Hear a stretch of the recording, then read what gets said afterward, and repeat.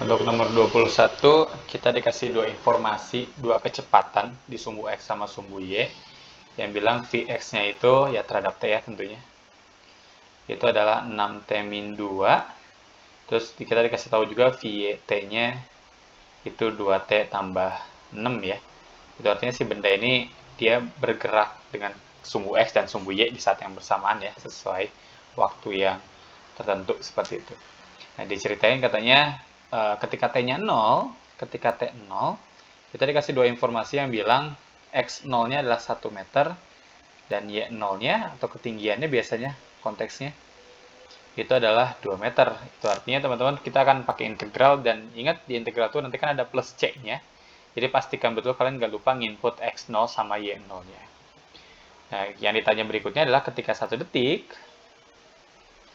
jarak benda dari posisi awal itu berapa? Ini mungkin cukup tricky ya, ngomongin jarak benda dari posisi awal, lihat ABCD-nya dia ada akarnya sih, sebenarnya bisa kita dapetin dari persamaannya terlebih dahulu. Ingat ya teman-teman, Vx itu punya informasi kecepatan sumbu X, yang mana kalau kita turunkan sekali, kita integralkan sekali, maka dia akan menghasilkan sumbu X, xt, seperti itu. Integral dari Vxt dt. Sementara kalau kita punya Vy, ketika kita integralkan itu jadi yt. Ketinggian, karena Vy ini konteksnya adalah kecepatan di sumbu Y. Berarti kita bisa tahu posisi Y-nya dengan mengintegralkan si Vyt-nya seperti itu. Kalau kita integralin masing-masing, kita punya 6T-2 dt. Yang ini Yt sama dengan integralnya yang si Vyt-nya. 2T plus 6 dt. Sehingga kalau kita integralkan 1 per 2 nt kuadrat min 2t plus x0 ya, konteksnya di sini. Yang ini Yt sama dengan 1 per 2 t kuadrat ditambah, 1 per 2 2t kuadrat tambah 6t tambah y0, yang mana nanti kita akan masukin angkanya si x0 sama y0. That's it, kita dapat xt yang bernilai 3t kuadrat min 2t tambah x0-nya tadi 1 ya. Dan yt-nya adalah t kuadrat 6t tambah y0-nya berapa t? 2. Seperti itu. Nah, dari sini kita bisa masukin dulu datanya mungkin. Xt minta 1 detik 3 kali 1 kuadrat min 2 kali 1 tambah 1.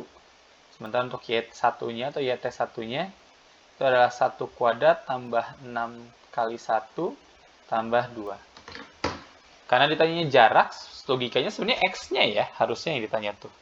Sehingga akhirnya 3 min 2 tambah 1.